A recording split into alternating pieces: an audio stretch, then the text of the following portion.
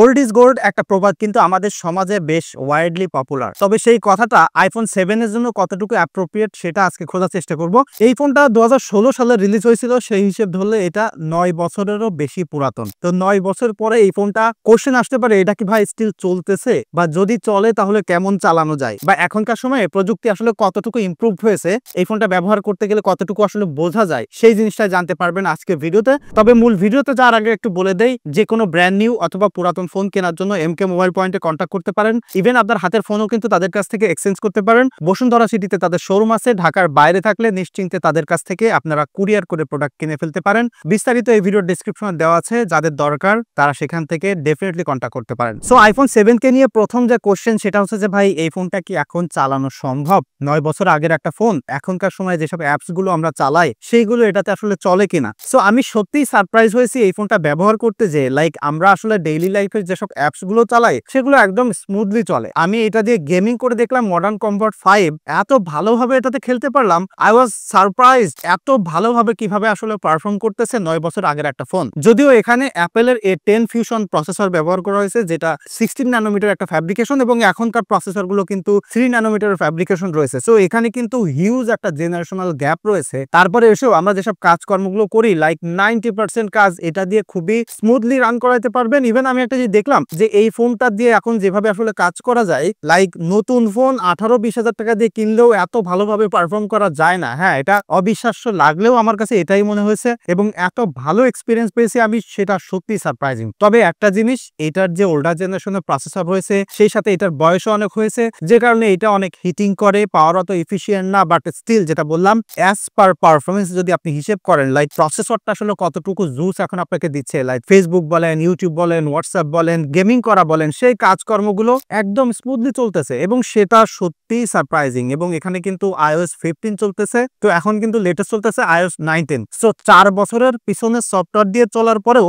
এখন মনে হচ্ছে যে ভাই অ্যাপেলের প্রোডাক্ট যে কেন ভালো হয়ে থাকে, বা হার্ডওয়্যার সফটওয়্যারের ইন্টিগ্রেশন যে তারা কত ভালোভাবে করতে পারে, সেটা এই ফোনটা আপনি জাস্ট হাতে নিয়ে কোনো দোকানে যে চালাইলেই বুঝতে পারবেন। আমি কাউকে কিন্তু এই ফোন কেনার কথা বলতেছি না, জাস্ট আমার একটা এক্সপিরিয়েন্স আপনাদের সাথে শেয়ার করতেছি। এবং এর সাথে মাত্র 2 জিবি র্যাম রয়েছে, NVMe টাইপের স্টোরেজ রয়েছে। তো এখনকার ফোন কিনতে গেলে আমরা যেমনটা বললাম পাওয়ারফুল প্রসেসর পাই, সেই সাথে 8 জিবি 12 জিবি র্যাম ইজিলি পেয়ে যায়। বাট এখানে কিন্তু সেই জায়গায় অনেক পিসি আছে। তবে স্টোরেজ টাইপটা কিন্তু NVMe ব্যবহার করা হয়েছে, যেটা এখনকার সময় এসেও লাইক 2025 সালে এসেও অনেক ভালো ভালো ফোন আছে যারা এত ভালো স্টোরেজ টাইপ কিন্তু প্রোভাইড করতেছে না। তো সেটাও কিন্তু একটা কারণ যে এত সুন্দরভাবে এই ফোনটা আসলে অ্যাপস ওপেনিং ক্লোজিং করতে পারে। সো আমি যখন ফোনের রিভিউ করি তখন আপনাদেরকে বলি যে স্টোরেজ টাইপটা ভালো হওয়া দরকার, তার কিন্তু এটাও একটা কারণ। 4-5 বছর পরে ফোনটা চালাইতে গেলেও still feels like new. So এটা কিন্তু একটা ইম্পর্টেন্ট জিনিস, বা যেটা আসলে এই ফোনটা কিন্তু ইন্ডিকেট করতে পারছে। তবে এই ফোনটার মিসিং পার্ট হলো এটার ডিসপ্লে।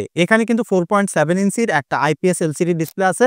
সো অ্যাপেলের দিক থেকে যদি আমি বলি তাহলে দেখেন 2025 সালে এসেও এই ডিসপ্লে দিয়ে অ্যাপেল ফোন বানাইছিল তাদের আইফোন SE 2022, যেটা মাত্র কয়েকদিন আগে ডিসকন্টিনিউ হলো। বাট আপনি যদি অন্যান্য স্মার্টফোনের কথা বলেন তাহলে এখন সব কোম্পানি লাইক অ্যামোলেড ডিসপ্লে দিচ্ছে, না হলে 120 হার্টজের রিফ্রেশ রেট দিচ্ছে, বা চিন বেজেলটা অনেক কম। বাট এখানে আসলে অনেক ব্যাকডেটেড, এই জায়গায় আসলে কোনোভাবে জাস্টিফাইড করা যায় না, এটা একদমই পিছনে। এবং 9 বছর পরে এসে বোঝা যায় যে এই জায়গায় স্মার্টফোনগুলো ব্যাপক ইমপ্রুভ করেছে, বিশেষ করে চিন বেজেল কমানোর ক্ষেত্রে। তবে ডিজাইনের দিক থেকে ভাই এই ফোনটাকে কোনোভাবে এখন বলা যায় না যে এখনকার ফোন প্রচুর পরিমাণে আপগ্রেড হয়েছে। আমার কাছে মনে হয় এই ফোনটা যদি কেউ হাতে ধরেন এবং কারোর ছোট ফোন পছন্দ হয় তাহলে দে উইল লাভ ইট। এখন দেখবেন যে স্যামসাং বা অ্যাপেলেরও রিমোর আছে, বা অন্যান্য কোম্পানি কিন্তু পাতলা পাতলা ফোন রিলিজ করার জন্য ট্রাই করতেছে, এবং দে আর স্ট্রাগলিং। বাট দেখেন 9 বছর আগেই এরকম পাতলা পাতলা ফোন পাওয়া যাইত, এবং যেটা ডিজাইন হাতে ধরলে বোঝা যায় যে এত ভালো বিল্ড কোয়ালিটি, টোটালি ইউনিবডি অ্যালুমিনিয়ামের ফ্রেম বডি কিন্তু এখানে রয়েছে। সো সেটা অ্যামেজিং একটা ব্যাপার। এবং অ্যাপেলের ক্ষেত্রে আমি একটা জিনিস সবসময় বলি যে তাদের বিল্ড কোয়ালিটি বা বিল্ড ম্যাটেরিয়াল সবসময় আসলে আনবিটেবল থাকে। আপনি অন্যান্য ব্র্যান্ডের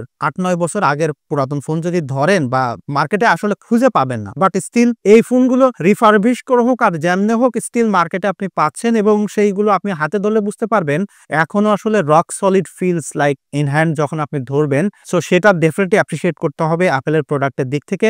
এবং ফোনটার ক্যামেরাতে আসলে বুঝতে পারবেন যে এখনকার ফোনগুলো কি পরিমাণে ইমপ্রুভ করেছে ক্যামেরার জায়গায়, বিশেষ করে মাল্টিপল ক্যামেরা সেন্সর দিচ্ছে। তবে এই ফোনটাতে মাত্র একটা ক্যামেরা সেন্সর 12 মেগাপিক্সেলের। তো অ্যাপেলের প্রোডাক্টের ক্ষেত্রে আমি সবসময় একটা বলি যে লাইক আপনি যত ওল্ডার আইফোনই ব্যবহার করেন না কেন, তাদের ফোন যদি ভিভিড মুডে আপনি ছবি তোলেন তাহলে একদম নিউয়ার জেনারেশনের প্রোডাক্ট প্রোডাক্টের সাথে বা ফোনগুলোর সাথে কম্পেয়ার করতে পারবেন। সো এখানে যে স্যাম্পল পিকচারগুলো আপনারা দেখতে পাচ্ছেন সবগুলো আমি ভিভিড লাগিয়ে তুলছি, বিকজ একটা আসলে হাইয়েস্ট পোটেনশিয়ালিটিটা দিয়ে আপনাদেরকে দেখানোর চেষ্টা করেছি। সো এই পিকচারগুলো দেখলে আপনি বুঝতে পারতেছেন, কোনোভাবে আপনি বলতে পারবেন না যে এটা 9 বছরের একটা পুরাতন ফোন। লাইক আমি যদি আপনাকে বলি যে এই ছবিটা আসলে প্রপার লাইটে তোলা এবং এটা আইফোন 11 দিয়ে তোলা, ইভেন যদি 12 এর কথাও বলি, আপনি আসলে অবিশ্বাস করতে পারবেন না, এত ভালো পিকচার কোয়ালিটি দিচ্ছে। তবে একটা জিনিস আমি খেয়াল করলাম, সেটা হচ্ছে যে এখনকার ফোনগুলো ডাইনামিক রেঞ্জ ক্যাপচার করার ক্যাপাবিলিটি বা লো লাইটে ব্যাপক পরিমাণে ইমপ্রুভ করেছে। সেই হিসাবে কিন্তু এই ফোনটা হালকা একটু লো লাইট হোক বা ব্যাক লাইট হোক সেটা ভালোভাবে কন্ট্রোল করতে পারে না। সেলফিতে যে 7 মেগাপিক্সেলের ক্যামেরা আছে সেটাও কিন্তু প্রপার লাইটে ছবি তুললে একই রকম, মানে just look at the selfish here, কত সুন্দর ফেসটাকে আসলে প্রায়োরিটি দিয়ে এই ছবিগুলো আসলে খুব সুন্দরভাবে কালার গ্রেড করেছে, সেটা সত্যিই অ্যামেজিং। 9 বছর পরে এসে একটা ফোন এত ভালোভাবে পারফর্ম করতেছে এবং যেখান থেকে আসলে ভালো ফটোগ্রাফির এক্সপিরিয়েন্স আপনি পাচ্ছেন সেটা ডেফিনেটলি অ্যাপ্রিশিয়েট করতে হবে। এবং অ্যাপেলের প্রোডাক্টকে আসলে এই কারণে আমি পছন্দ করি, লাইক লম্বা সময় ধরে ব্যবহার করেন, ইউ ওন্ট বি ডিসঅ্যাপয়েন্টেড। এবং এটাতে 4K পর্যন্ত ভিডিও করতে পারবেন এবং সেলফি ক্যামেরা দিয়ে সর্বোচ্চ ফুল এইচডি ভিডিও করতে পারবেন। ভিডিওর ক্ষেত্রে আসলে এখন স্টেবিলিটি অনেক ইমপ্রুভ হয়েছে, যেটা এখান থেকে দেখতে পাচ্ছেন। আগের ফোনগুলোর থেকে এখন ওআইএস অ্যাড করেছে, ইআইএস অ্যাড করেছে এবং অ্যাপেল কিন্তু সেন্সর শিফট বলে থাকে ওই একই জিনিস ওআইএস এর। সো এটা কিন্তু আসলে রেভলিউশনারি একটা ব্যাপার। একটা সময় আমরা আসলে ভিডিও করতে গেলে ডিএসএলআর ক্যামেরা বা ভিডিও ক্যামেরা ডেডিকেটেডলি ইউজ করতাম, আর এখন আমরা স্মার্টফোন দিয়ে একদম সিনেমা গ্রেডের আসলে ভিডিওগ্রাফি করতে পারি। সেই জায়গায় ডেফিনেটলি 2025 সালে এসে আমরা হিউজ একটা ইমপ্রুভমেন্ট দেখতে পাচ্ছি। এবং ব্যাটারির ক্ষেত্রে সব থেকে বেশি ইমপ্রুভ করেছে আমি বলবো যে 2025 সালে এসে স্মার্টফোনগুলো। ওই সময় যারা আসলে আমরা স্মার্টফোন ব্যবহার করতাম তারা সবাই কম বেশি একটা কনসার্নই থাকতো যে ব্যাটারি ব্যাকআপ ভালো না, লাইক সব ফোনেই কয়েক ঘন্টা পর পর চার্জ দিতে হইতো। সো এটা কিন্তু সবসময় আসলে আমাদের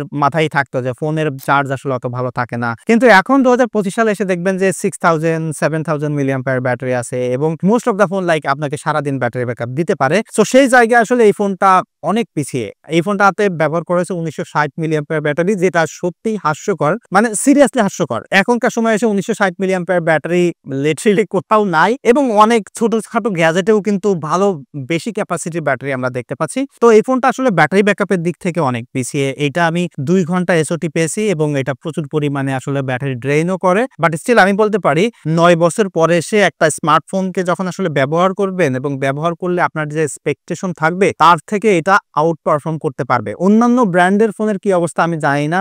স্যামসাং এর আমি সর্বশেষ S8 ব্যবহার করছি, তো S8 এর থেকেও আসলে এটার এক্সপিরিয়েন্স অনেক বেটার আছে। লাইক সার্টেন কিছু কেসে যেমন ডিসপ্লেতে কিন্তু সবসময় স্যামসাং আগাই ছিল, সেটা এখনো আসলে আগায় আছে। তবে কেউ ভাই এই ভিডিও দেখে ফোন কিনেন না, আমি কাউকে সাজেস্ট করবো না। বাট আপনারা যদি কেউ স্টিল ফোনটা ব্যবহার করেন তাহলে আপনাদের এক্সপিরিয়েন্স জানাতে পারেন এবং আই হোপ যে যারা এখনো ব্যবহার করেন তারা এটা পছন্দ করেন বা তাদের এটা ভালো লাগে এবং কেউ এইখান থেকে এসে আসলে 10-15 হাজার টাকায় বা এটা আসলে হয়তো অ্যারাউন্ড 10,000 টাকা পেতে পারেন, ওই টাকায় যে নতুন ফোন কিনবেন না সেগুলো চালায় আপনারা শান্তি পাবেন না। লাইক যারা এই ফোনগুলো ব্যবহার করতেছেন তারা যদি ফোন চেঞ্জ করতে চান 25-30 হাজার টাকা দিয়ে নতুন ফোন কিনলে তখন এইটাকে আসলে আপনি ভুলতে পারবেন। তবে সার্টেন কিছু জায়গা তো আছে যেখানে আসলে প্রচুর ইমপ্রুভমেন্ট হয়েছে, সেটা অস্বীকার করা যাচ্ছে না। সো এটা ছিল মূলত আমার এক্সপিরিয়েন্স আইফোন 7 নিয়ে। আপনার এক্সপিরিয়েন্স কেমন হচ্ছে সেটা তো ডেফিনেটলি কমেন্ট করে জানাতে পারেন।